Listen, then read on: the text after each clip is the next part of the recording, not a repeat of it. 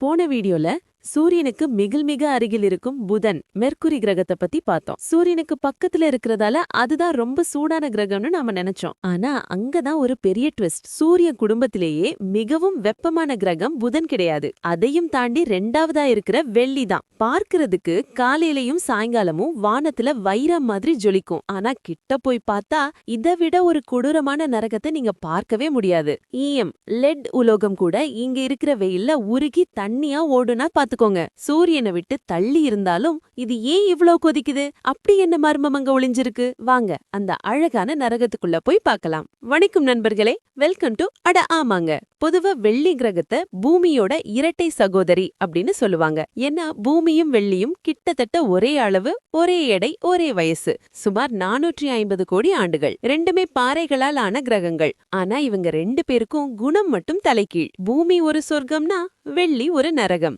இதை யாரு கண்டுபிடிச்சான்னு கேட்டா இதுவும் புதன் கிரகம் மாதிரி தான். இது ரொம்ப பிரகாசமா இருக்கிறதால ஆதிகால மனிதர்கள், மாயன் நாகரிகம், எகிப்தியர்கள்னு எல்லாரும் இதை கவனிச்சிருக்காங்க. ஆனா 1610 நம்ம கலீலியோ தான் தன்னோட டெலஸ்கோப் மூலியமா இத உத்து கவனிச்சு இதுவும் சூரியனும் தான் சுத்துது அப்படின்னு உறுதி பண்ணாரு. சரி, இதுக்கு ஏன் வீனஸ்னு பேர் வச்சாங்க? ரோமானியர்கள் இத வானத்துல பார்க்கும்போது இது மத்த கிரகங்களை விட ரொம்ப அழகா பிரகாசமா ஜொலிச்சுது. அதனால அவங்களுடைய அழகு மற்றும் காதலின் தேவதையான வீனஸ் பேரையே இதுக்கு வச்சுட்டாங்க. நம்ம ஊர்லயும் இதுக்கு வெள்ளின்னு பேரை வச்சு அழகா இருக்கிறவங்கள வெள்ளி நிலான்னு பாட்டு பாடுறோம். ஆனா பேர்ல மட்டும்தான் அழகு. உள்ள போய் பார்த்தா மனுஷன் ஒரு வினாடி கூட உயிரோட இருக்க முடியாது. ஏன் இந்த கிரகம் இவ்ளோ சூடா இருக்கு? காரணம் அதோட வளிமண்டலம். புதன் கிரகத்துல காத்தில்ல, அதனால சூடு தப்பிச்சு போயிருச்சு. ஆனா வெள்ளி கிரகத்துல கார்பன் டை ஆக்சைடு வாயு மிக அடர்த்தியா இருக்கு. இது என்ன பண்ணும்னா சூரியன் கிட்ட இருந்து வர வெப்பத்தை உள்ள வாங்கும், ஆனா வெளிய போக விடாது. நம்ம கார் கண்ணாடியை ஏத்திட்டு வெயில்ல நிப்பாட்டினா உள்ள எப்படி அனல் அடிக்குமோ அதே மாதிரி இந்த கிரகம் முழுக்க ஒரு பிரஷர் குக்கர் மாதிரி ஆயிடுச்சு. இதனால அங்க வெப்பநிலை எவ்வளவு தெரியுமா? சராசரியாக 475 டிகிரி செல்சியஸ். இந்த சூட்ல நீங்க மின்னீங்கன்னா உங்க எலும்பு கூட மிஞ்சாது.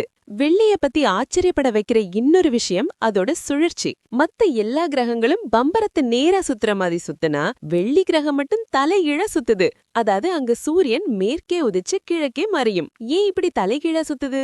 விஞ்ஞானிகள் என்ன சொல்றாங்கன்னா சோலார் சிஸ்டம் உருவான புதுசுல ஒரு பெரிய விண்கல் அல்லது கிரகம் வந்து வெள்ளி மேல பயங்கரமா மோதி இருக்கலாம். அந்த அடியில பாவம் அது தலைகீழ கவுந்துருச்சுன்னு சொல்றாங்க. அது மட்டும் இல்ல, அங்க ஒரு நாள் என்பது ஒரு வருஷத்தை விட பெருசு.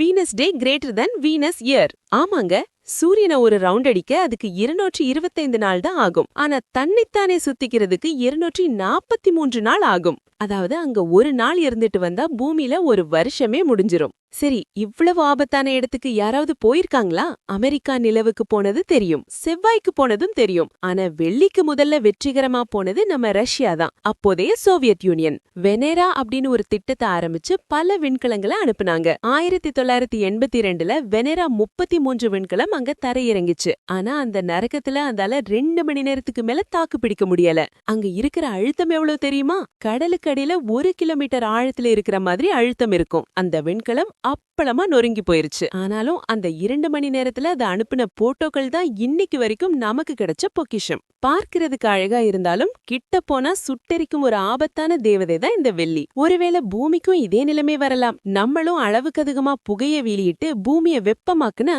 எதிர்காலத்துல பூமியும் இன்னொரு வெள்ளியா மாற வாய்ப்பு இருக்கு. இந்த வீடியோ பிடிச்சிருந்தா லைக் பண்ணுங்க, மறக்காம அட ஆமாங்க சேனலை சப்ஸ்கிரைப் பண்ணுங்க. பாய்.